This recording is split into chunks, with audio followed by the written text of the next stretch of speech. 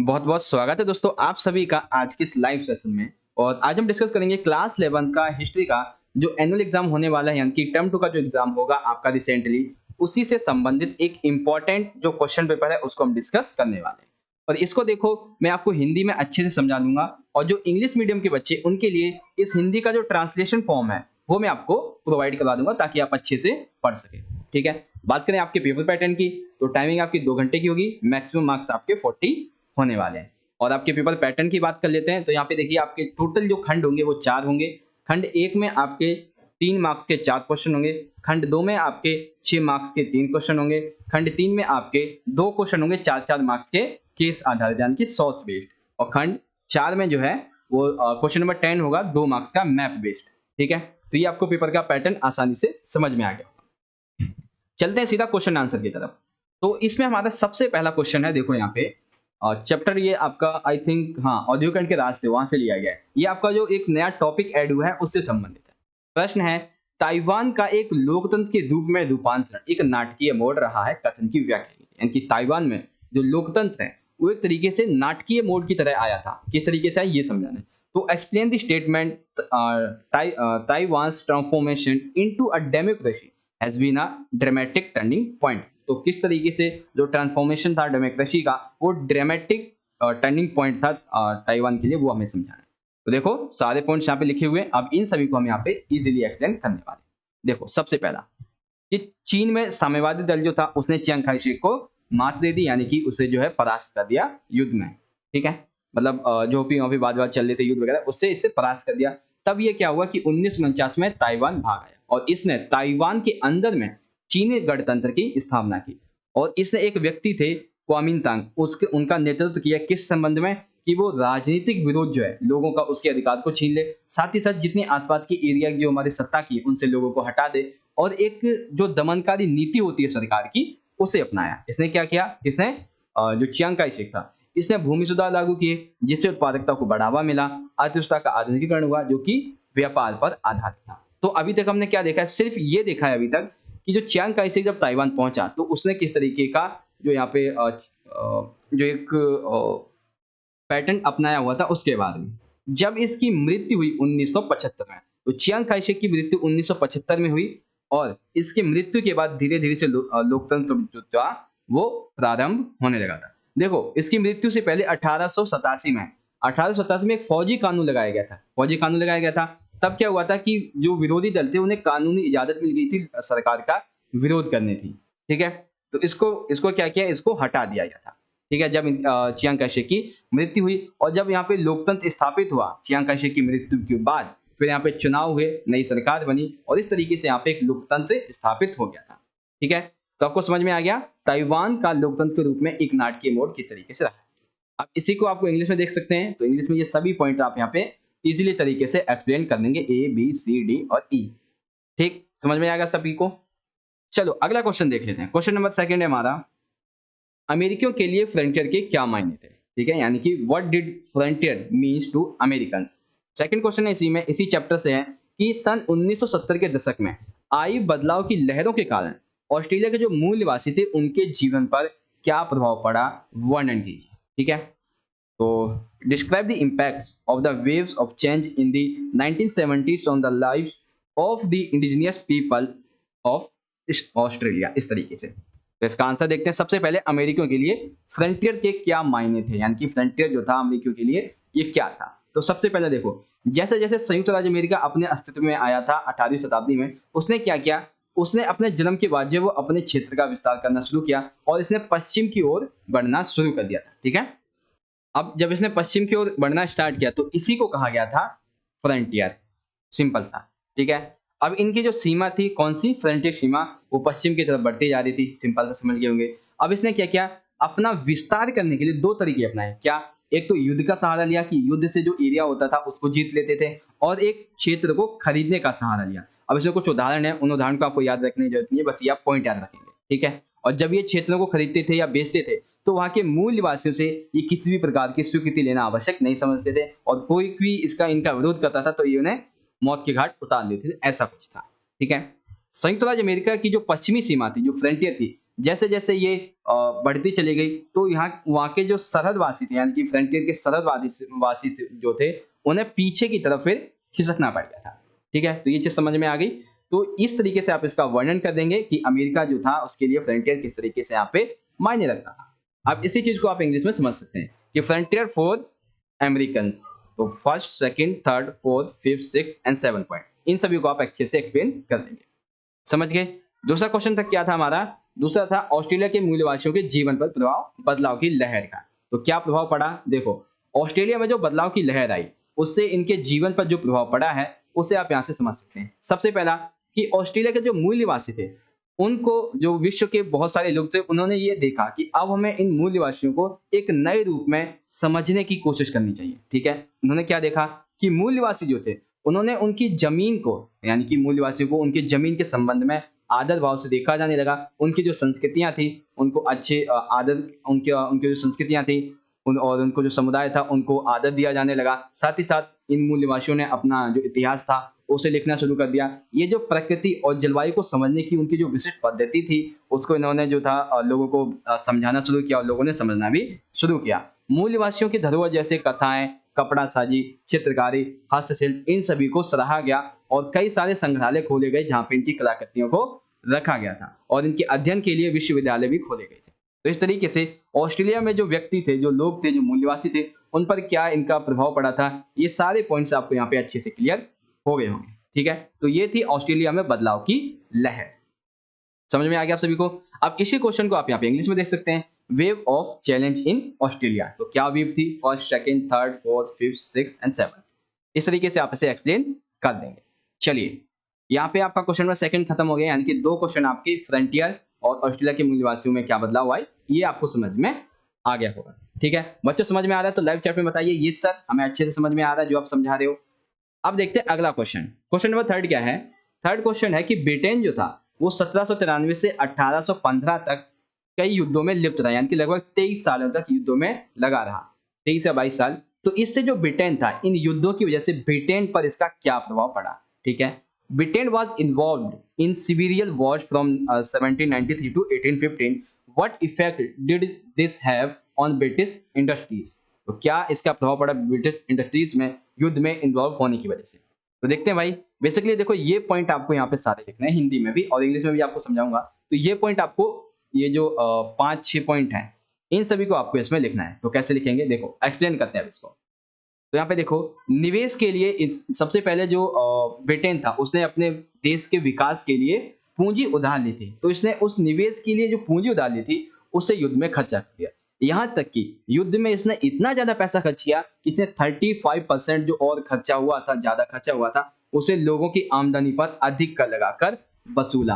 अब जब पैसा निवेश के लिए लिया उसे युद्ध में लगा दिया तो भी अर्थव्यवस्था चरमरा गई। और जब आमदनी जो है लोगों की उससे आप कर लगा के अधिक पैसा लगा रहे हो तो देश की अर्थव्यवस्था तो वैसे ही चरमरानी है। तो इस तरीके से अर्थव्यवस्था उसकी खराब होने लगी थी। जो कामगार होते थे, यानी कि जो श्रमिक होते थे, काम करने वाले व्यक्ति थे, उन सभी को कारखानों से निकालकर, खेतों से निकालकर सेना में भर्ती किया जाता था। अब जब देखो किसान ही खेत में नहीं रहेगा तो सिंपल सी बात है कि खाद्य जो उत्पादन है उसमें बढ़ोतरी कैसे होगी। तो खाद्य क्या हो गए, खाद्य उत्पादन कम हो गई, जिसकी वजह से लोग जो थे उपभोक्ता सामग्री खरीदने में जो बहुत कम पैसा बचा पाते थे। क्यों, क्योंकि खाद्य सामग्री की कीमतें अधिक बढ़ती जाती थी। मजदूर जो थे वो उद्योग धंधों, कारखानों, इन सभी के बंद होने की वजह से काफी विवश हो गई। इसकी वजह से बेरोजगारी, भूखमरी, ऐसी जो कहानियां थी वहां पर, मतलब ऐसी परिस्थितियां जो थी वहां पर बनने लगी। उसके बाद नेपोलियन की नाकाबंदी की नीति, ब्रिटेन के द्वारा उसे नाकाम करने की कोशिश ने यूरोप महाद्वीप को व्यापारिक दृष्टि से अवरुद्ध कर दिया। इससे ब्रिटेन से निर्यात होने वाला अधिकांश लक्ष्य स्थल ब्रिटेन के व्यापारियों की पहुंच से बाहर हो गया। यानी कि देखो, इसको दोबारा समझो, ये पॉइंट मुझे पता है कि आपको समझ में नहीं आया होगा। देखो कि नेपोलियन जो था इसकी एक नीति थी, क्या, नाकाबंदी नीति। तो इसने नाकाबंदी नीति की और ब्रिटेन जो था वो इसे नाकाम नहीं कर पाया। तो इसकी वजह से क्या हुआ कि ब्रिटेन का और यूरोप जो था इसका व्यापार एक तरीके से कह सकते हैं खत्म हो गया। ठीक है, इसका व्यापार जो था वो खत्म हो गया और जिस पत्तन से, जिस बंदरगाह से इसका व्यापार होता था वो सभी कहां पे पहुंच गए थे, ब्रिटेन से बाहर हो गए थे। इस तरीके से इंग्लैंड में रोटी मांस की कीमतें आसमान छू रही थी, साथ ही साथ इंग्लैंड की जो मुद्रा था उसका भी अमूल्यन हो रहा था। तो इस तरीके से इस पर जो प्रभाव पड़े थे वो यहाँ पे आपको समझ में आ गए होंगे। ठीक है, तो ये चीज आपको समझ में आ गई। कैसे लिख देंगे, कि सबसे पहले जो पूंजी लिए था उसको युद्धों में खर्च कर दिया, युद्धों में खर्च किया तो कामगार श्रमिक खेतों से निकाल कर जो लोग थे उन्हें सेना में भर्ती किया। जब किसान चले गए तो सिंपल सी बात है खाद्य उत्पादन में कमी हो गई, जिसकी वजह से जो कीमतें थी वो बढ़ने लगी और पैसे थे नहीं तो भुखमरी ये सभी फैलने लगी। एक नाकाबंदी नीति, रोटी और मांस की कीमतें आसमान छू रही थी। तो ये सभी पॉइंट्स आप यहाँ पे अच्छे से क्लियर करेंगे। तो क्वेश्चन नंबर 3 आपको समझ में आ गया ब्रिटेन के बारे में। अब इसी को आप इंग्लिश में देख सकते हैं यहाँ पे, ये रहे आपके सारे के सारे पॉइंट्स। ठीक है, इन पॉइंट्स को आप यहाँ पे इजीली एक्सप्लेन कर देंगे और सारी चीजें आपको यहाँ पे अच्छे से समझ में भी आ रही होंगी। ठीक है गाइस, आपको अच्छे सारी चीजें समझ में आ रही हैं तो कमेंट बॉक्स में या फिर लाइव चैट में आप बता सकते हैं यस सर सारी चीजें में समझ में आ रही हैं।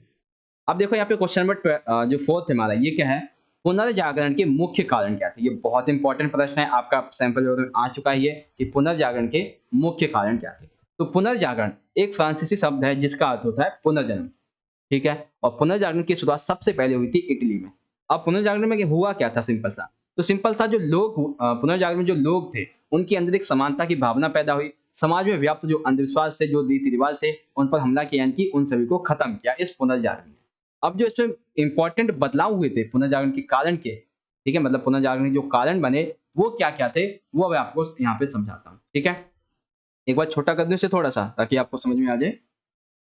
हाँ ठीक है, अब थोड़ा आपको समझ में आ रहा होगा एक ही बार में। देखो ये 5 पॉइंट आप इसमें लिखेंगे। ठीक है, पहला पॉइंट क्या है कि व्यापार तथा नगरों का विकास। तो पुनर्जागरण का सबसे महत्वपूर्ण कारण था व्यापार। नए नए देशों के साथ लोगों के, देशों के व्यापारिक संबंध कायम हुए, उनकी सभ्यता, उनकी संस्कृति को जानने का अवसर मिला और साथ ही साथ इस विकास की वजह से, व्यापार के विकास की वजह से नगरों का विकास हुआ। साथ ही साथ व्यापारी वर्ग जो था उसको एक बहुत बड़ा एक तरह से कह सकते हैं लक्ष्य स्थल मिल गया था। ठीक है, मॉडर्न क्रांति सन 1455 में जर्मन मूल के जोहानिस गुटेनबर्ग के द्वारा एक छापा खाना खोला गया जहां पर मुद्रित पुस्तकें जो थी इन्होंने शुरुआत कर दी और इसकी वजह से मुद्रित पुस्तकें आसानी से उपलब्ध होने लगी, उन्हें बेचा जाने लगा और अब जो विचार थे, जो मत थे, वो अधिक तेजी से फैल सकते थे। ठीक है, मानवतावादी 19वीं शताब्दी में एक नई संस्कृति का जन्म हुआ जिसे मानवतावादी संस्कृति कहा जाता था।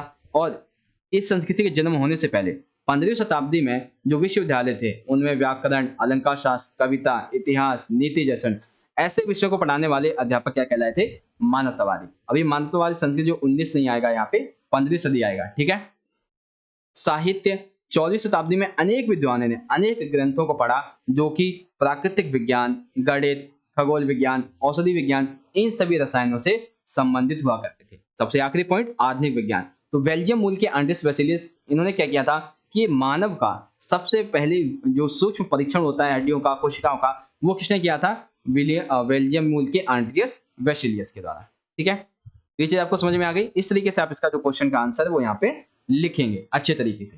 ठीक है, तो यहाँ पे आपको समझ में आ गया होगा ये वाला पॉइंट। चलो अब इसको देखो इंग्लिश में। इंग्लिश में देखने से पहले दोबारा आप समझ लीजिए कि व्यापार और नगरों का विकास हुआ, नए नए संबंध बने, मॉडर्न क्रांति की वजह से विचार तेजी से फैलने लगे, बुक्स उपलब्ध होने लगी। मानवतावादी विचारों ने, जो अध्यापक थे उन सभी ने जो विषय पढ़ाते थे उन्हें मानवतावादी अध्यापक कहते थे। और इसने ईसाई वगैरह को जो था, अब आपने एक चीज देखी होगी कि जो एक आपका सुधारवाद आंदोलन था, कौन सा, प्रोटेस्टेंट सुधारवाद। ठीक है, प्रोटेस्टेंट सुधारवाद, तो ये किसकी वजह से हुआ था, इसी मानवतावादियों की वजह से हुआ था। ठीक है, क्योंकि ईसाई जो लोग थे वो चर्च के अतिरिक्त क्या होने लगे थे, एक तरीके से कह सकते हैं प्रभावित होने लगते हैं मानवतावादी से, तो इसलिए ये आंदोलन हो गया था। फिर साहित्य लिख देंगे और फिर आधुनिक विज्ञान, इस तरीके से। अब इसी क्वेश्चन को आपको इंग्लिश में समझना है तो देख सकते हैं। सबसे पहले the development of trade and cities लिखेंगे। उसके बाद प्रिंटेड रिवॉल्यूशन क्या था, ह्यूमनिस्ट क्या होते हैं, लिटरेचर क्या था और मॉडर्न साइंस, इस तरीके से आप इसे लिख देंगे। तो सेक्शन नंबर ए हमारा यहाँ पे कंप्लीट हो जाता है एंड आई होप कि आप सभी को यहाँ पे अच्छे से सारी चीजें समझ में आ रही होगी। ठीक है, चलिए अब मैं आपको समझाता हूँ आपका जो सेक्शन नंबर बी है इसके बारे में। सेक्शन नंबर बी में देखो सबसे पहला हमारा प्रश्न है क्वेश्चन नंबर 5, औद्योगिक क्रांति एक मिश्रित वरदान साबित हुई। ध्यान से पढ़ना बच्चों, मिश्रित वरदान साबित हुई। ठीक है, यानी कि जो औद्योगिक क्रांति थी वो नकारात्मक भी हुई और सकारात्मक भी हुई। ठीक है, तो कथन के आधार पर औद्योगिक क्रांति के परिणामों की मैं चर्चा करनी है, साथ ही साथ इसका निम्न वर्ग की जो महिलाएं थी उन पर क्या प्रभाव पड़ा है ये समझाना। तो on the basis of the statement, क्या statement, industrial revolution proved to be a mixed boon, discuss the consequence of industrial revolution and explain it impacts on the lower class women. ठीक है, तो सबसे पहले हम औद्योगिक क्रांति के बारे में समझेंगे, दूसरा क्वेश्चन हम बाद में देखेंगे। तो देखो सबसे पहले आप जब भी औद्योगिक क्रांति के बारे में लिखेंगे तो एक भूमिका में क्या लिख देंगे, औद्योगिक क्रांति की जो परिभाषा है उसके बारे में। तो परिभाषा क्या है कि ब्रिटेन में 1780 से 1850 के दशक के बीच में उद्योगों का और अर्थव्यवस्था का जो एक रूपांतरण हुआ, उसे औद्योगिक क्रांति कहा जाता है। ठीक है? अब औद्योगिक क्रांति के सकारात्मक नकारात्मक परिणाम लिखेंगे, फिर महिलाओं के बारे में लिखेंगे। तो औद्योगिक क्रांति के सकारात्मक परिणाम क्या हुआ? देखो, ये आपके यहाँ 5-6 परिणाम, इन सभी परिणाम को ध्यान से समझिएगा। औद्योगिक क्रांति से नई-नई मशीनें जो थी उनका आविष्कार हुआ, जिससे उत्पादन जो था वो मशीनों में प्रयोग होने वाले जो मानव थे, उनको बहुत ही भारी-भारी जो काम थे उनसे छुटकारा मिलने लगा और मशीन जो थी वो अधिक उत्पादन में वृद्धि कर रही थी। औद्योगिक क्रांति की वजह से यातायात संचार के नए साधनों का आविष्कार हुआ, जैसे कि नहरें, रेलवे। इन यातायात संचार के आविष्कार की वजह से लोग जो थे वो कम समय में और अधिक दूरी तय कर पाते थे। ठीक है? उद्योगों का विकास हुआ तो उद्योगों में कच्चे माल की मांग बढ़ने लगी और कच्चे माल में मांग बढ़ने लगी तो कृषि क्षेत्र में काफी सुधार आया, जिससे खाद्यान्न उत्पादन में भी अधिक वृद्धि हुई। अब औद्योगिक क्रांति हुई तो इसकी वजह से क्या हुआ कि मनुष्य के लिए जरूरत की मनोरंजन की जरूरत की जो सारी वस्तुएं थी वो अच्छी गुणवत्ता वाली मिलने लगी और साथ ही कम पैसे में मिलने लगी। अब क्या हुआ कि जैसे जैसे औद्योगिक क्रांति बढ़ती गई वैसे वैसे बैंकिंग प्रणाली जो थी इसका विकास होने लगा। ठीक है? तो गांव से जो गरीब लोग आते थे वो व्यवसाय अपना शुरू करने के लिए बैंक से ऋण ले लिया करते थे और बैंक इन्हें कई प्रकार के जो साधन थे वो भी उपलब्ध कराया करते थे। ठीक है? तो मशीनों का आविष्कार, संचार के नए नए आविष्कार, किसी क्षेत्र में क्रांति आई और मनोरंजन की वस्तुएं, बैंकिंग प्रणाली का विकास, ये सभी आप लिखेंगे सकारात्मक प्रभाव में। अब देखो कई बच्चे जो है मुझे बहुत बार शिकायत करते हैं, कई बार जो बहुत ये कहते हैं कि सर आप जो है 2 मार्क्स के क्वेश्चन में भी, ठीक है, आप ये 6 से 7 पॉइंट क्यों बताते हो? तो देखो भाई, मैं आपको 6 से 7 पॉइंट इसलिए बताता हूँ क्योंकि अगर 2 मार्क्स में मैंने 6-7 पॉइंट मान लीजिए बताए हैं, ठीक है? सुनिए ध्यान से, 6-7 पॉइंट बताए हैं। अब 2 मार्क्स में आपको ज़्यादा से ज़्यादा 4 पॉइंट लिखने होते हैं। तो इन 6 से 7 पॉइंट में जब आपको मैं समझाऊँगा, तो हर पॉइंट को 2 से 3 बार समझाता हूँ, तो क्या ऐसा नहीं होगा कि आपको कम से कम 4 से 5 पॉइंट आसानी से याद हो जाएँगे? तो मेरा मेन मकसद ये है कि जितना मैं आपको समझा रहा हूँ, अगर उतने में से आपके दिमाग में 80% या फिर 70% भी छप जाता है, याद हो जाता है, तो वो आप 70% भी लिख दोगे, तो भी आपको आपके क्वेश्चन का जितना मार्क्स वेटेज हो जाएगा वो मिल जाएगा। ठीक है ना? तो इसीलिए मैं आपको जो क्वेश्चन का आंसर है वो थोड़ा-सा लॉन्ग करके समझाता हूँ। ठीक है? तो अब कोई बच्चा शिकायत ना करे बार-बार कि सर आप जो है जो क्वेश्चन के आंसर हैं इसने बड़े क्यों समझाते हो? अब मान लो ये जो औद्योगिक क्रांति के सकारात्मक परिणाम है, ठीक है? औद्योगिक क्रांति जो है इसके सकारात्मक परिणाम। अब आपको देखो 6 मार्क्स, अगर आपका ये क्वेश्चन 3 मार्क्स में आ जाता है, तो आप ये 4 भी लिख दोगे तो भी 3 मार्क्स मिल जाएँगे, 6 भी लिख दोगे तो भी 3 मार्क्स मिल जाएँगे। यानी कि मैं जो आपको समझा रहा हूँ उसमें से आप 70 से 80% याद कर लो और जितने मार्क्स वेटेज है लिख दो, मिल जाएगा। ठीक है? तो ये सकारात्मक परिणाम हो गए। उसके बाद इसके नकारात्मक परिणाम भी पड़े थे। क्या नकारात्मक परिणाम थे? सबसे पहले जो घरेलू उद्योग थे, जो कुटीर उद्योग थे, यानी कि छोटे-छोटे उद्योग, वो समाप्त हो गए। और क्यों समाप्त हो गए? क्योंकि जो एक मशीन थी, वो 10 लोगों का काम बराबर कर सकती थी और लोगों से, जो व्यक्ति होते हैं, उनसे अच्छा करती थी। ठीक है? उसके बाद गाँवों में कृषि होती थी, जिससे गुज़ारा करना मुश्किल होता था। अब जब गाँव से लोग जो थे, वो रोज़गार की तलाश में शहर आए, तो सिंपल सी बात है, शहर में आएँगे, तो अत्यधिक जनसंख्या होने की वजह से स्वास्थ्य सुविधा, शिक्षा सुविधा, पेयजल सुविधा, आवास की सुविधाएँ जो थी, ये खत्म होने लगी। एक तरीके से इन्हीं से संबंधित जो समस्याएँ थीं, वो उत्पन्न होने लगी धीरे-धीरे करके। और उद्योगों के दौरान, औद्योगिक क्रांति के दौरान स्त्रियों व बच्चों का अधिक शोषण भी किया जाता था। ठीक है? समाज जो था वो 2 वर्गों में विभाजित हो गया, जैसे कि पहला जो था यानी कि मध्यम वर्ग उद्योगपति, दूसरा नगरों में और देहाती इलाकों में जो मजदूर थे यानी कि सर्वहारा वर्ग। तो ये हो गए औद्योगिक क्रांति के नकारात्मक परिणाम। ठीक है? क्या-क्या? छोटे उद्योग धंधे समाप्त हो गए, जनसंख्या बढ़ने लगी तो इसकी वजह से मौतें होने लगी, एक तरीके से ये समझ सकते हैं। उद्योगों में स्त्री बच्चों के साथ शोषण होता था। समाज जो था वो 2 वर्गों में विभक्त हो गया था इस तरीके से। ठीक है? अब इसमें देखो औद्योगिक क्रांति के दौरान जो महिलाएँ थी, उन पर इसका क्या-क्या प्रभाव पड़ा था उसे समझो। तो देखो सबसे पहला प्रभाव, व्यक्तिगता और नागरिकता के नए विचारों से दूर, यानी कि समाज में जो भी कोई विचार है, कोई भी नागरिकता के लिए कोई विचार लिया जा रहा है तो उसे महिलाओं को हमेशा दूर रखा जाता है। ठीक है? चाहे वो सार्वजनिक कोई निर्णय लेना हो, ठीक है? चाहे वो अभिजात वर्ग के हो, संपन्न परिवार के हो या निम्न परिवार के हो, सभी परिवारों में हमेशा पुरुष का ही प्रभुत्व देखने को मिलता था और घर परिवार के मामले में वही निर्णय लेते थे।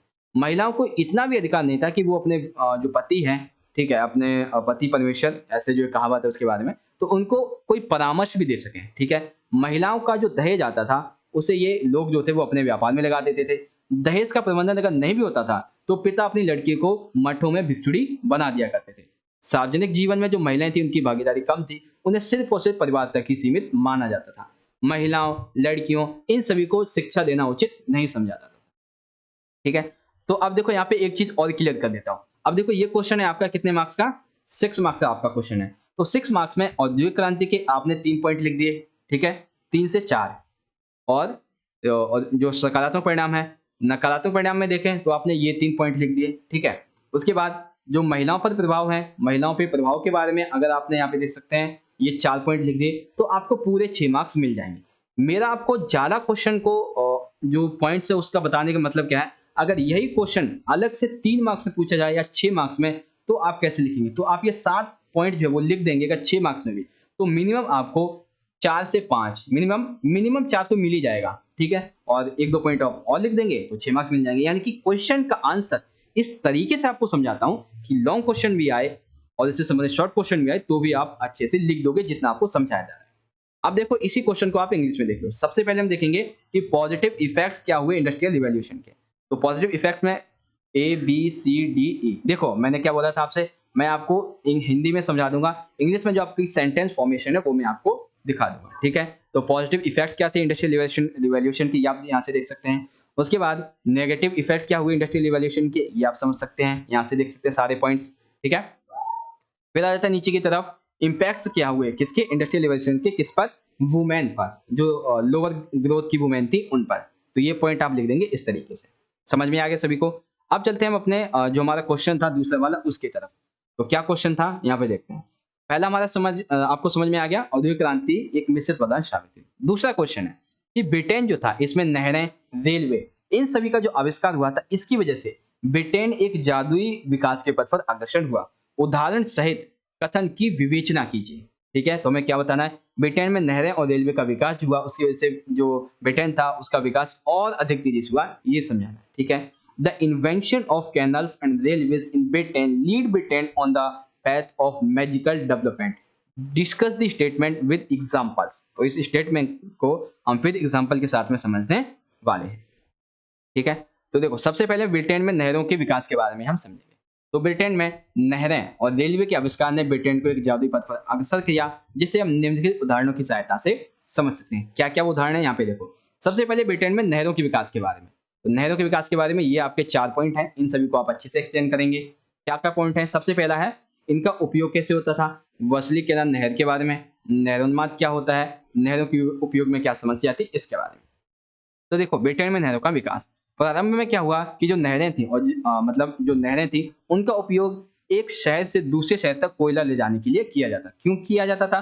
क्योंकि कोयला जो था वो औद्योगिक ऊर्जा के लिए, शहरों में रोशनी करने के लिए काफी उसकी मांग बढ़ रही थी। और नहरों जो थी वो एक तो कोयले को शहर तक पहुंचाने के लिए बनाई जाती थी, साथ ही साथ जो बड़े बड़े जमींदार थे वो अपनी जमीन में जो जमीन थी वहां पे खान या खदान वगैरह खुलवा देते थे, तो उसके मूल्य को और बढ़ाने के लिए, ठीक है। वसली कैनाल के बारे में आपको क्या पढ़ना है कि इंग्लैंड में सबसे पहली नहर वसली कैनाल 1761 जेम्स ब्रेंडले के द्वारा बनाई गई थी। इनके प्रयोजन में, इनका इसको बनाने का प्रयोजन क्या था कि वसले जो एक क्षेत्र है, इसके इस क्षेत्र से कोयला जो है उसको हम शहर तक ले जाएं, ठीक है। वसले क्षेत्र से कोयला को शहर तक ले जाएंगे, जिससे क्या होगा कि जो कोयला है वो लोगों तक और पहुंचेगा, और जो लोग एक तरीके से कह सकते हैं कि कोयले के लिए अधिक पैसा दे रहे हैं, जो महंगाई बढ़ रही है उसे हम कम कर सकेंगे। तो इसकी वजह से नहर के बन जाने की वजह से कोयले की कीमत घटकर आधी रहेगी। ये काफी अच्छा हुआ लोगों के लिए। नहरोन्माद क्या है? तो बेसिकली नहरोन्माद जो है वो एक अवधि है, कितनी अवधि? 8 वर्ष की अवधि है, जिसे नहरोन्माद के नाम से जाना जाता है। इसका मतलब है कि इस अवधि के दौरान कुछ जो नहरें थी उनके निर्माण की परियोजना हाथ में ली गई, जिनकी लंबाई होनी थी 4000 मील। कितनी नहरें थी? 46। इनका उपयोग की बात कर लें, कम नहीं कर सकते हैं। तो कई बार जलपोतों की भीड़ की वजह से परिवहन की रफ्तार धीमी हो जाती है, कई बार पाला पड़ जाता है, सर्दी के मौसम में कभी बाढ़ जाती है, कभी सूखा पड़ जाता है। तो ऐसे में आप जो नहरें हैं उनका उपयोग यहाँ पे नहीं कर सकते हो। तो ब्रिटेन में नहरों के विकास के बारे में इसका उपयोग लिखेंगे, वसली कैनाल नहर के बारे में लिखेंगे, नहरोन्माद के बारे में लिखेंगे, और नहरों के उपयोग में क्या क्या समस्याएं आई इनके बारे में आप यहाँ पे ये सभी पॉइंट जो है वो आसानी से समझाएंगे, ठीक है। तो आपको ये सारी पॉइंट्स यहाँ पे अच्छे समझ में आ रहे होंगे। चलो आगे देखते हैं। अब देखेंगे हम यहाँ पे ब्रिटेन में रेलवे के विकास के बारे में। तो रेलवे के बारे में बेसिकली यहाँ पे 6 पॉइंट हैं, इन सभी के बारे में आपको पढ़ना है, ठीक है। तो ये आपके हैं first, second, third, fourth, fifth, and sixth. अब इसे समझते हैं किस तरीके से। तो देखो, रेलवे के आविष्कार की वजह से जो औद्योगिकरण की प्रक्रिया थी वो ब्रिटेन में कौन से चरण पे आ गई थी? दूसरे चरण में। अब जो रेलगाड़ियां थी वो परिवहन का एक ऐसा नया साधन बन चुकी थी जो कि वर्ष भर उपलब्ध रहती थी, साथ ही साथ ये सस्ती होती थी और तेज भी होती थी और अधिक माल को अधिक लोगों तक पहुंचा सकती है। देखो यहाँ पे 4-5 पॉइंट एक ही लाइन में मैंने आपको बता दिए। क्या-क्या बता दिए? सबसे पहला पॉइंट यहाँ पे क्या बताया आपको कि रेलगाड़ियां जो थी वो परिवहन का एक नया साधन बन गई, पहला पॉइंट। दूसरा पॉइंट, ये वर्ष भर उपलब्ध रहती थी। तीसरा पॉइंट, इनमें पैसा कम लगता था, ये सस्ता साधन था। चौथा पॉइंट हो गया। पांचवा पॉइंट, हाँ सॉरी, चौथा तो ये वाला कि ये तेज थी। और सबसे पांचवा कि चाहे माल हो या यात्री हो, दोनों को अधिक मात्रा में एक स्थान से दूसरे स्थान पर कम समय में ढो सकती थी, इस तरीके से। अब इसमें कुछ आविष्कार हुआ। एक आविष्कार था फुफकारने वाला दानव। तो 1801 में रिचर्ड ट्रेवेथिक ने एक इंजन का निर्माण किया जिसे फुफकारने वाला दानव कहते थे। ये इंजन क्या करता था? ये इंजन जो ट्रक हुआ करते थे उनको कानवाल में लेके जाता था जहाँ पे रिचर्ड काम कर रहा होता था। अब इसमें रेल मार्ग के बारे में बता देंगे कि स्टॉकटन और डॉलिंगटन में एक रेल मार्ग बनाया गया था 1825 में। रेल मार्ग क्या होती है, इसमें छोटे रेल मार्ग क्या थे और बड़े रेल मार्ग क्या थे, इनके बारे में आप बता देंगे। तो बेसिकली देखो यहाँ पे आपके जो इंपॉर्टेंट पॉइंट हैं वो कौन कौन से हैं? पहला, दूसरा, तीसरा, ठीक है। अब ये जो पॉइंट है रेल मार्ग, इसको आप एक लाइन में याद रख लीजिए और रेल मार्ग इसको एक लाइन में याद कर लीजिए, बस सिंपल सा, ठीक है। तो ये आपको समझ में आ गया जो नहरों का विकास था ये किस तरीके से हुआ और रेलवे का विकास किस तरीके से हुआ। अब देखो यहाँ पे इसको इंग्लिश में, तो development of canals in Britain, तो कैसे लिखेंगे? सबसे पहले इसके यूजेस के बारे में बताएंगे, फिर वसली कैनाल नहर के बारे में बताएंगे, ठीक है, नहरोन्माद के बारे में बताएंगे और क्या क्या प्रॉब्लम्स होती है कैनल्स के यूज में किस किस टाइम पे, तो उन सभी को आप यहाँ पे एक्सप्लेन कर देंगे, ठीक है। उसके बाद आ जाएगा रेलवे के बारे में, तो सबसे पहले वही लिख देंगे सेकंड चरण में, ठीक है। उसके बाद किस तरीके से यहाँ पे जो पॉइंट लिखे थे वो लिखेंगे, द हिशिंग डेमन रेल रोड, और फिर आता है दूसरा रेल रोड। तो इन सभी को आप यहाँ पे एक्सप्लेन करेंगे अच्छे तरीके से। तो आ जाते हैं हम अपने क्वेश्चन की तरफ। क्वेश्चन नंबर जो हमारे 5th था यहाँ पे, पुनर्जागरण तो नहीं पढ़ना है यार, हमने पढ़ लिया पहले ही। आ जाओ क्वेश्चन नंबर 5th, औद्योगिक क्रांति मिश्रित वरदान कंप्लीट, ब्रिटेन में नए नए रेलवे का विकास, ये भी कंप्लीट। तो सभी क्वेश्चन, ये क्वेश्चन नंबर 5 के जो पॉइंट्स है वो हमारे यहाँ पे क्लियर हो जाते हैं, ठीक है। नहरों का विकास, सॉरी हाँ, नहरों का विकास, रेलवे का विकास, development of canals, development of railway. अब आता है क्वेश्चन नंबर 5th क्वेश्चन मैंने आपको बहुत बार समझाया है और बहुत अच्छे तरीके से सारे क्वेश्चन आपको समझाए जा रहे हैं। और बच्चों आप मुझे कमेंट बॉक्स में या फिर लाइव सेशन में बताइए कि सर आप जो हमें समझा रहे हो, ठीक है, लाइव सेशन में, या फिर अगर आप बाद में भी वीडियो देख रहे हैं तो आप कमेंट सेक्शन में बता सकते हैं कि सर आप जो हमें समझा रहे हो वो अच्छे से हमें समझ में आ रहा है, ठीक है। और अगर आपका कोई डाउट रह जाता है तो उस डाउट को क्लियर करने के लिए आप क्या कर सकते हैं, जितना आपको समझ में नहीं आया उस पार्ट को आप रिप्ले कर लीजिए, ठीक है, उस पार्ट को आप रिप्ले कर लीजिए, आपको सारे पॉइंट मैं समझ सकता हूँ कि अच्छे से समझ में आ जाएंगे, ठीक है। चलो क्वेश्चन नंबर 6 को यहाँ पे ध्यान से समझते हैं। पहला क्वेश्चन है कि पुनर्जागरण काल में ईसाई धर्म के अंतर्गत वाद विवाद होना एक आम बात थी, जिससे एक नए आंदोलन को चिंगारी मिली। कथन को उपयुक्त कारणों तथा उदाहरण सहित स्पष्ट करो। देखो क्वेश्चन क्या है, बहुत सिंपल सा क्वेश्चन है, क्वेश्चन को ध्यान से समझो। पुनर्जागरण जो काल था इसमें ईसाई धर्म के अंतर्गत वाद विवाद होना एक आम बात थी, इसकी वजह से एक नए आंदोलन को चिंगारी मिली। तो सिंपल सा मैं क्या बताना है, ईसाई धर्म के अंतर्गत वाद विवाद क्या था और इसकी वजह से जो आंदोलन चला हुआ था, ठीक है, उसके क्या परिणाम निकले, वो आंदोलन था क्या, ये बताएंगे, ठीक है। और इंग्लिश में आप इसे यहाँ से पढ़ सकते हैं। तो सबसे पहले ईसाई धर्म के अंतर्गत वाद विवाद वाला जो क्वेश्चन है इसे समझेंगे। तो सिंपल सा एक क्वेश्चन वही लिख दिया। अब ईसाई धर्म के अंतर्गत वाद विवाद था क्या, सिंपल सा पहले आप ये लिखेंगे। अब देखो अगर क्वेश्चन ये पूछा जाए कि वाद विवाद क्या था 3 मार्क्स में, तो आप ये सारे पॉइंट जो वो लिखोगे तो आपको 3 मार्क्स मिल जाएंगे अच्छे से, ठीक है। लेकिन 6 मार्क्स में आपको इतने सारे पॉइंट नहीं लिखने, याद रखिएगा, ठीक है। तो सबसे पहले ईसाई धर्म के अंतर्गत वाद विवाद था क्या, तो ये 4 पॉइंट आप यहाँ पे एक्सप्लेन करने वाले हो। तो कौन कौन से लिखेंगे, देखो सबसे पहले उत्तरी यूरोप जो था, यहाँ पे मानवतावाद जो था, उसने मानवतावादी जो विचारधारा थी, इसने ईसाई चर्च के बहुत से सदस्यों को मानवतावादी बनने के लिए प्रोत्साहित किया, ठीक है। और उन्होंने जो पुराने धर्म ग्रंथ में तरीके बताए गए थे और जो कर्मकांड थे उन सभी को त्यागने की बात कही। इन्होंने कहा कि हम ईश्वर में विश्वास रखते हैं, ठीक है, ईश्वर को हम मनुष्य बताते हैं और किसी भी व्यक्ति का अपने जीवन को मुक्त रूप से चलाने की उसे पूरी आजादी होती है। मनुष्य को अपनी खुशी जो है उसी वर्तमान में ढूंढनी चाहिए, ठीक है। ये किसका मानना था, ईसाई मानवतावादियों का। ईसाई मानवतावादी जैसे कि इंग्लैंड के टॉमस मोर हो गए, हॉलैंड के एरिमस थे, इनका मानना था कि जो चर्च है वो एक लालची और साधारण लोगों से बात बात पर लूट खसोट करने वाली एक संस्था जो है वो बन गई है। ठीक है, अब यहाँ पे क्या क्या लिख देंगे, तो सबसे पहला पॉइंट लिखेंगे यहाँ पे पाप स्वीकारोक्ति, एक दस्तावेज था। तो पादरियों का लोगों से धन ठगने का सबसे सरल तरीका था पाप स्वीकारोक्ति नामक दस्तावेज। अब ये क्या था, क्या तो व्यक्ति को उसके द्वारा जो पाप किए गए हैं उससे छुटकारा दिलवाने के नियम, उससे छुटकारा दिलवाने के लिए प्रार्थना इसमें दी गई थी। कई इतिहासकारों को ऐसा मानना था कि ये दस्तावेज असली नहीं है, क्योंकि परवर्ती काल में से एक जालसाजी यानी कि एक जाल के तरीके के द्वारा इसको तैयार किया गया था, जो कि राजाओं की खुशी के लिए तैयार किया गया होगा। ठीक है, तो देखो जब 6 मार्क्स में क्वेश्चन आएगा तो इसमें से आप कोई 2 से 3 पॉइंट याद रख लीजिए, वो लिख देंगे। अब इसमें जो आएगा प्रोटेस्टेंट सुधारवाद, इसको आप यहाँ पे समझाएंगे। तो देखो 1517 में 1517 में एक जर्मन युवा व्यक्ति थे मार्टिन लूथर किंग। इन्होंने क्या किया, कैथोलिक चर्च के विरुद्ध एक अभियान छेड़ा। इस अभियान को बाद में प्रोटेस्टेंट सुधारवाद का नाम दिया गया था। तो अभियान जो था ये किस लिए छेड़ा, इन्होंने ये कहा कि मनुष्य जो है उसको ईश्वर के साथ में संपर्क साधने के लिए किसी पादरी की आवश्यकता नहीं है, ये इन्होंने कहा और एक अभियान छेड़ दिया कैथोलिक चर्च के विरुद्ध।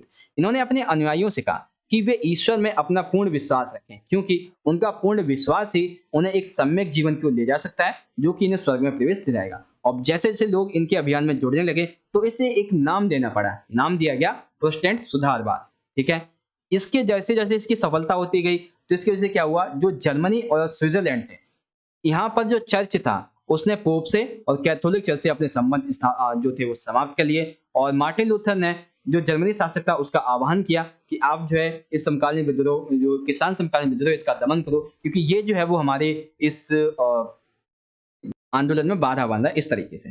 ठीक है, अब देखो इसकी सफलता क्या रही। तो एक सफलता तो आपको समझ में आ गई, क्या कि जर्मनी और स्विट्जरलैंड, यहाँ पर चर्च जो थे उसने पोप से और कैथोलिक चर्च से अपने संबंध समाप्त कर लिए। अब एक दो सफलता और याद कर लो, कौन कौन सी। यूरोप के अन्य क्षेत्रों की तरह भी जो फ्रांस था, यहाँ पे कैथोलिक चर्च ने ये देखा कि अब जो है वो हमसे लोग संबंध अपना हटा रहे हैं, तो हम क्या करते हैं, जो लोग इस आंदोलन में शामिल हैं उसे हम उनके अनुसार उपासना करने की छूट दे देते हैं। तो उन्होंने छूट दे दी कि जो लोग इस अभियान में सम्मिलित है वो जाओ भाई, आप किसी भी तरीके से अपनी उपासना कर सकते हो। जर्मनी और स्विट्जरलैंड की चर्च ने पोप से और कैथोलिक चर्च से अपने संबंध थे वो समाप्त कर लिए। इंग्लैंड के जो शासक थे, इन्होंने अपने पोप जो थे उससे संबंध तोड़ दिए, जिसकी वजह से इंग्लैंड में जो चर्च के प्रमुख थे वो पहले पोप हुआ करते थे, लेकिन जब पोप से संबंध तोड़ दिए तो राजा या फिर रानी इंग्लैंड की चर्च के प्रमुख बन गए। ठीक है, तो इस तरीके से आप इसका आंसर लिखेंगे। कैथोलिक चर्च ने स्पेन, इटली, यहाँ पे पादरियों ने सादा जीवन और निर्धनों की सेवा पर जोर दिया। स्पेन में प्रोटेस्टेंट जो लोग थे उन्होंने संघर्ष करने के लिए इग्नेशियस लोयोला ने 1540 में एक सोसाइटी थी जिसका नाम था सोसाइटी ऑफ जीसस। तो देखो यहाँ पे एक क्वेश्चन आपका और कंप्लीट हो जाएगा। क्या कंप्लीट हो जाएगा, सोसाइटी ऑफ जीसस किसके द्वारा स्थापित की गई थी, तो इग्नेशियस लोयोला के द्वारा। अब जेसुइट कौन थे, तो इग्नेशियस लोयोला के जो अनुयायी थे, ठीक है, अनुयायी किसके, इनके द्वारा जो संस्था बनाई गई थी सोसाइटी ऑफ जीसस, इसके जो अनुयायी थे वो जेसुइट कहलाए थे। इनका काम क्या था, इनका काम था जो निर्धन है उनकी सेवा करना और दूसरे लोगों की संस्कृतियों के बारे में अपने ज्ञान को और व्यापक बढ़ाना। तो बेसिकली देखो यहाँ पे ये तकरीबन आपको मैं बात करें तो अराउंड जो है 12 से 13 पॉइंट आपको समझाए गए। ठीक है, हर टॉपिक में 4 से 5, तो हर टॉपिक से आप 3 पॉइंट मिनिमम याद रख लीजिए, मिनिमम 3 पॉइंट, बस आपको 6 मार्क्स मिल जाएंगे। तो इस अध्ययन के अंतर्गत वाद विवाद क्या था ये समझ गए, मार्टिन लूथर किंग का क्या योगदान था और इसकी क्या सफलता रही ये समझ गए। अब इसी क्वेश्चन को देख लो इंग्लिश में। ठीक है, तो सबसे पहले जो इस डिबेट क्या थी वो इसके बारे में लिखेंगे, यहाँ पे ये सारे पॉइंट्स। उसके बाद जो मार्टिन लूथर किंग का इसमें क्या यहाँ पे योगदान था उसके बारे में लिखेंगे, और उसके बाद इसकी जो सफलता थी, जो सक्सेस थी, उसके बारे में आप यहाँ पे लिख देंगे। ठीक है, तो ये सभी पॉइंट आपको समझ में आ गए। सबसे पहले जो विवाद था, जो डिबेट थी, उसको लिखेंगे। देन सेकंड पॉइंट में मार्टिन लूथर किंग का इसमें क्या योगदान था, कैसे इसकी शुरुआत हुई, उसको लिखेंगे। देन लास्ट में इसकी क्या सक्सेस हुई, इसको समझाएंगे। सिंपल सा। अब चलते हैं दूसरे क्वेश्चन की तरफ। तो दूसरा क्वेश्चन हमारा यहाँ पे मिलेगा हमें, देखो दूसरा क्वेश्चन है, यूरोपीय लोग जो थे इन्होंने सोचा भी नहीं था कि एक दिन दुनिया इतनी बदल जाएगी। कथन के आधार पर बताइए कि 17वीं शताब्दी के यूरोपीय लोगों को दुनिया अलग कैसे दिखाई दे। देखो आपको यहाँ पे कैसे क्वेश्चन को समझाना है कि यूरोपीय लोग जो थे उन्होंने ऐसा कभी सोचा भी नहीं था कि दुनिया जो है वो इतनी बदल जाएगी जितनी बदल चुकी है। तो इस कथन के आधार पर आपको बताना है कि 17वीं शताब्दी में जो यूरोपीय लोग थे उन्हें दुनिया कैसे अलग दिखाई दी थी। तो इस क्वेश्चन को हम ऑलरेडी पहले कर चुके हैं, ठीक है, फिर भी आपको समझा दूंगा, टेंशन मत लो, मैं आपको सारी चीजें समझाऊंगा, ठीक है ना। आ जाते हैं नीचे की तरफ। तो क्वेश्चन देखते हैं हमारा कहाँ पे है, ये रहा। तो सिंपल सा सबसे पहला पॉइंट लिखेंगे, देखो यहाँ पे पॉइंट में आपको दिखाऊं। हाँ ठीक है, पहले 3 पॉइंट देखो। सबसे पहला पॉइंट है हमारा रोमन संस्कृति, ठीक है, सबसे पहला पॉइंट है रोमन संस्कृति। फिर है मध्ययुग का एक जो सिद्धांत था इसके बारे में। तीसरा है मॉडर्न क्रांति की शुरुआत थी, इसके बारे में आप लिखेंगे, ठीक। तो समझो, अब इन सभी पॉइंट को समझो। रोमन संस्कृति 17वीं शताब्दी में जो सांस्कृतिक परिवर्तन आए थे उसकी वजह से रोमन और यूनानी जो शास्त्रीय सभ्यता थी ये और अधिक तेजी से फैलने लगी, जिसकी वजह से लोग इसकी अधिक प्रशंसा करने लगे थे। मध्ययुग का सिद्धांत क्या था? तो मध्य का सिद्धांत ये था कि जो ईसाई हैं उनका मानना था पृथ्वी जो है विश्व की धुरी है। तो ये धारणा आलोचना का प्रतिपाद्य बन गई, जिसमें कोपरनिकस हो गए, गैलीलियो हो गए, केपलर हो गए, इन सभी वैज्ञानिकों ने ये सिद्ध कर दिया कि पृथ्वी एक बहुत बड़ा ग्रह है जो कि 24 घंटे सूर्य की परिक्रमा लगाता है, और कैसे, वेस्ट से ईस्ट की तरफ, ठीक है, पश्चिम से पूरब की तरफ। 2 पॉइंट कंप्लीट।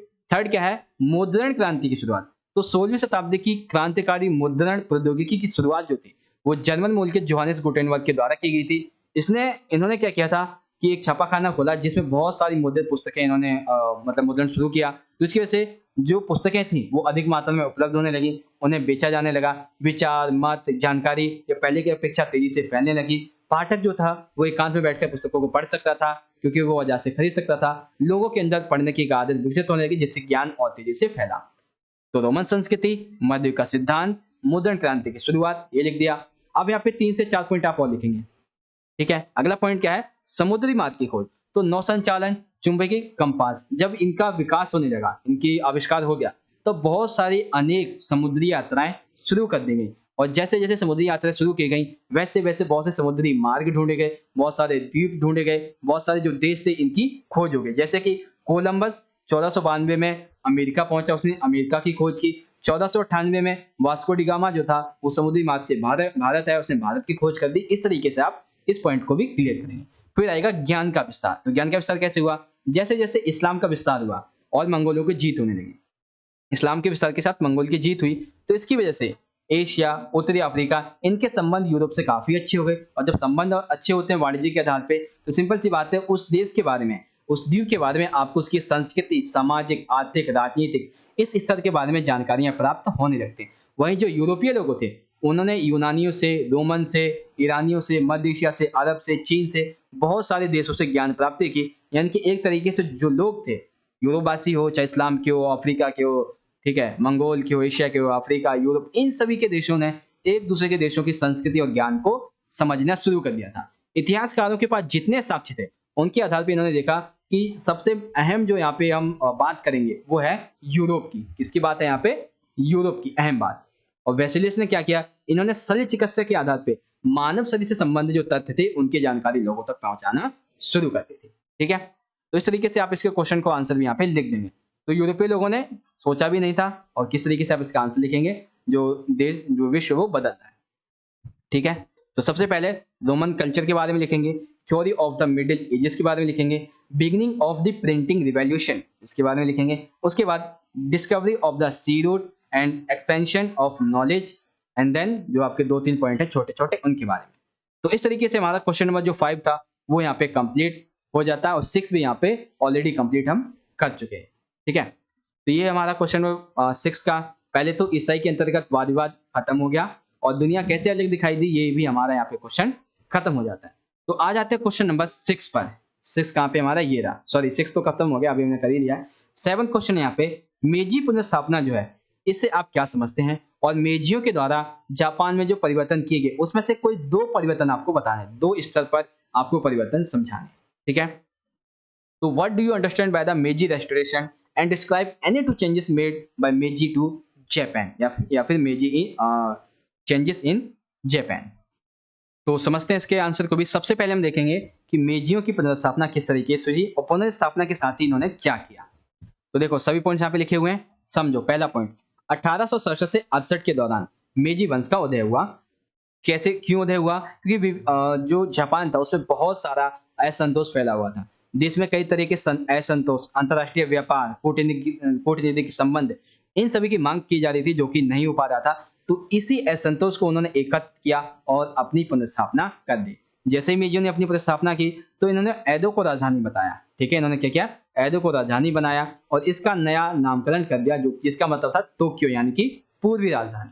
सरकार ने एक नीति थी फुकोकू क्योहो, यानी कि समृद्ध देश मजबूत सेना, इसके नारे के साथ एक नई नीति का ऐलान किया और लोगों के बीच में, जनता के बीच में राष्ट्र की भावना का निर्माण किया और नागरिक श्रेणी को बदलने की जरूरत इन्होंने महसूस की। और जैसे जरूरत इन्होंने देखा कि अब हमें जो जापान में कुछ चेंजेस करने चाहिए, तो उस चेंजेस के जरिए इन्होंने 3 से 4 चेंजेस किए। कौन कौन से चेंजेस किए? सबसे पहले तो आप समझ लीजिए मेजी पुनर्स्थापना है क्या, ये समझ गए।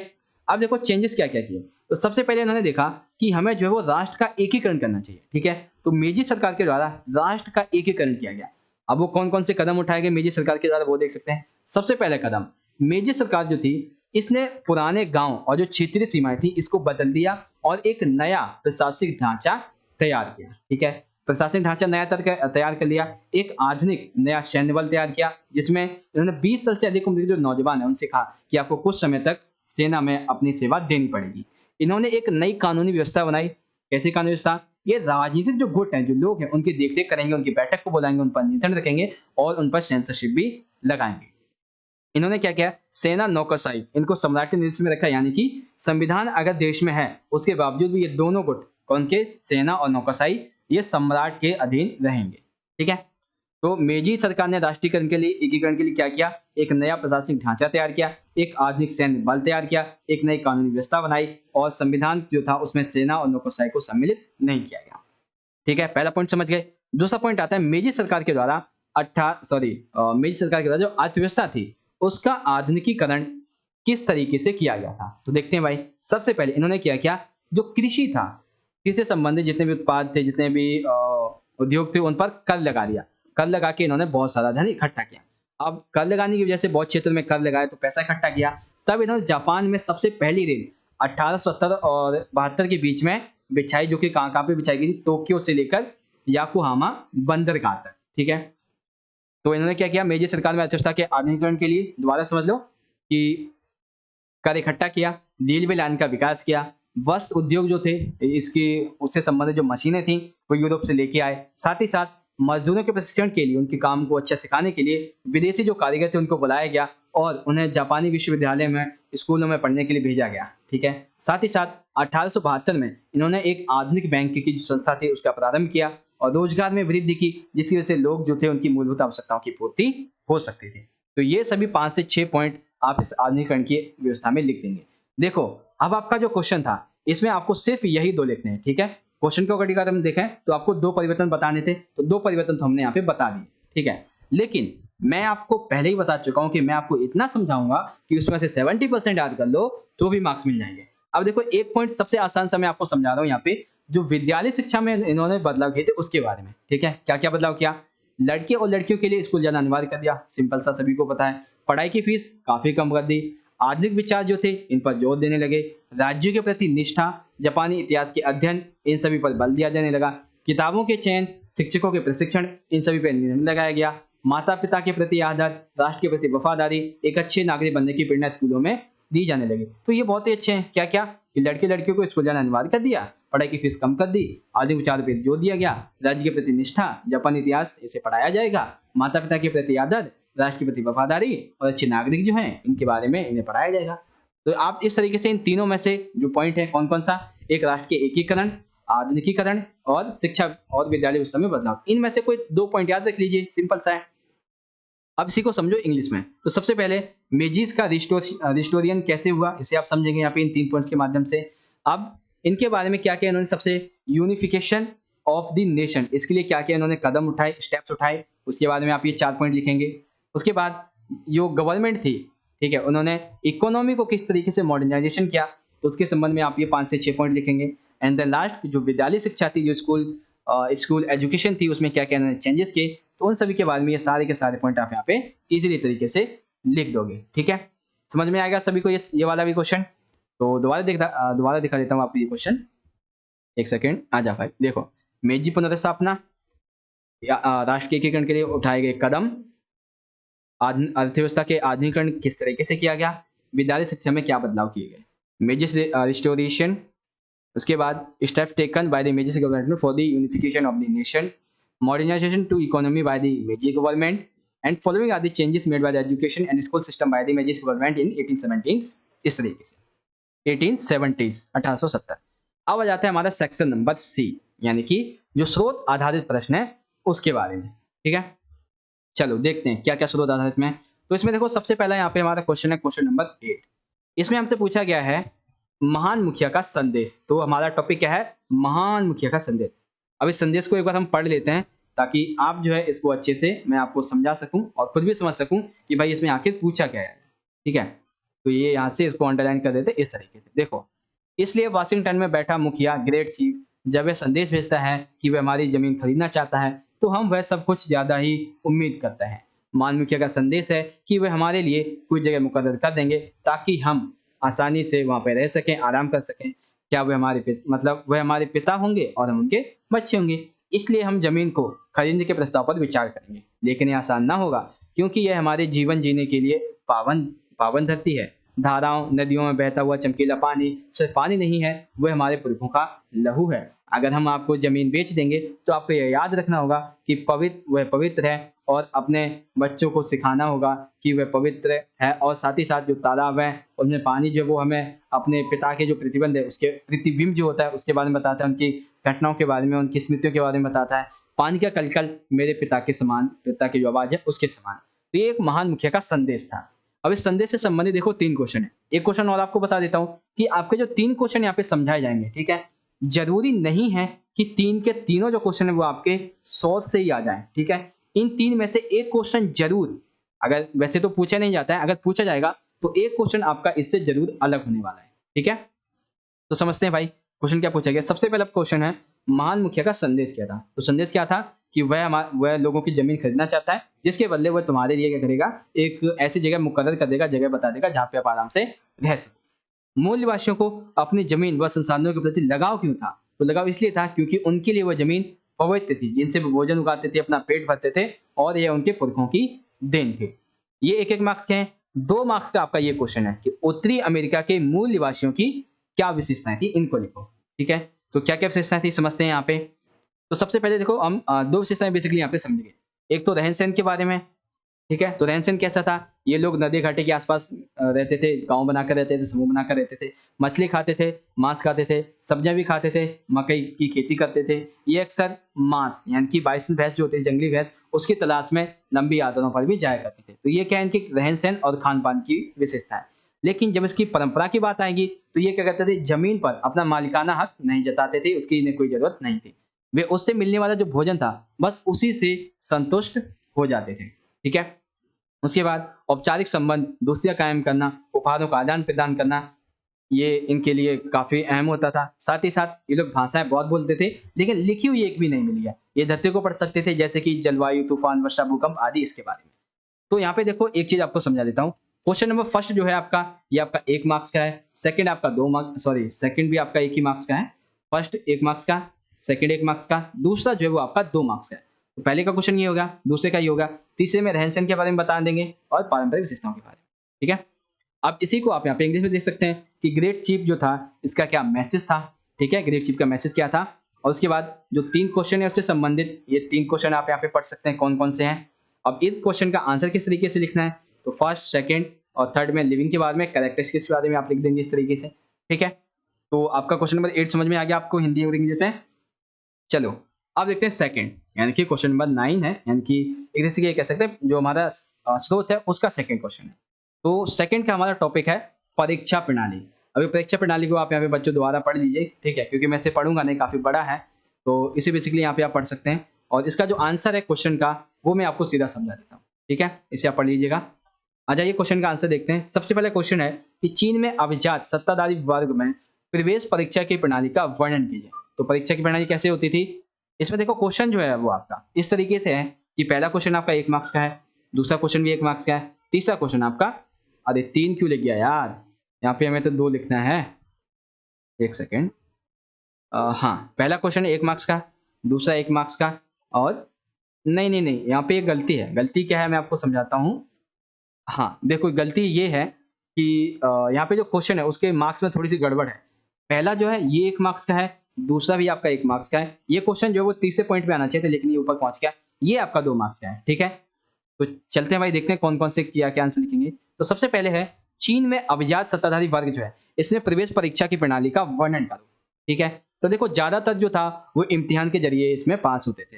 तो इसमें क्या था, 8 भाग वाला निबंध जो था वो निर्धारित पत्र में यानी कि पाक वू वेन इसमें शास्त्रीय चीन में लिखना होता था। ये परीक्षा विभिन्न स्तरों पर 2 या 3 साल में एक बार आयोजित की जाती थी। पहले स्तर पर परीक्षा में अगर आप पास हो जाते हो तो 1-2% वाले जो व्यक्ति थे वो जब 24 साल के हो जाते थे तब वो इस परीक्षा को पास कर पाते थे।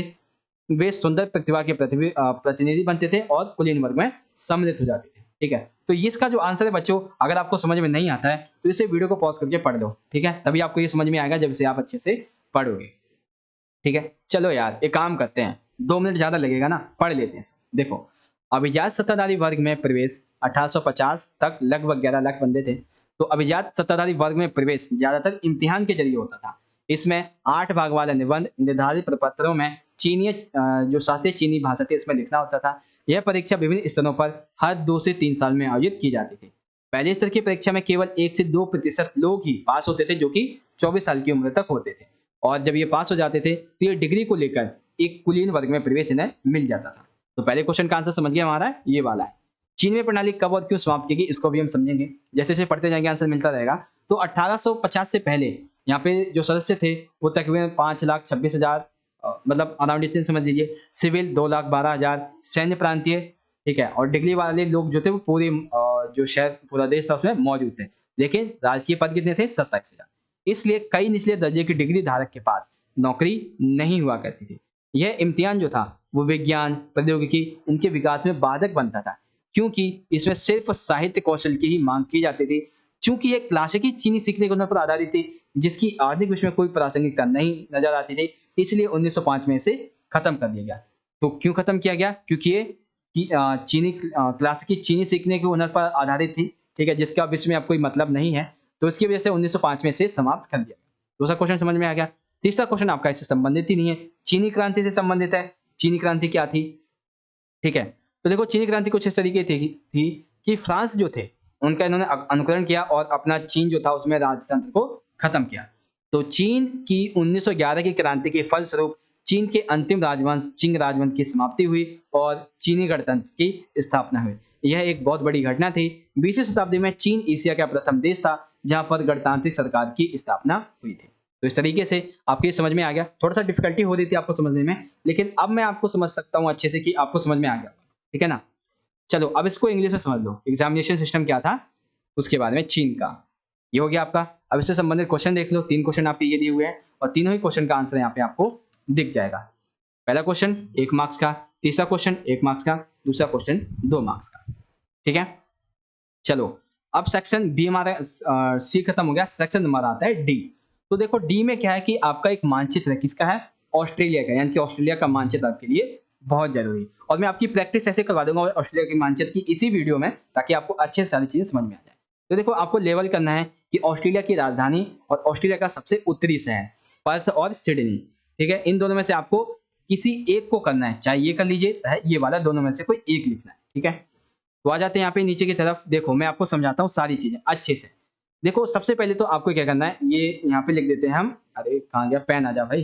देखो यहाँ पे हमने लिख दिया ऑस्ट्रेलिया, AUST, इसका हमने नाम दे दिया। अब मैंने आपको समझाया था इसका लेफ्ट हैंड जो है, ठीक है, इसका लेफ्ट हैंड जैसे हम वीडियो को देख रहे हैं उसके अकॉर्डिंग, ठीक है, मैप के अकॉर्डिंग देखें तो ये राइट हो जाएगा, लेकिन हम इसे लेफ्ट मानते हैं।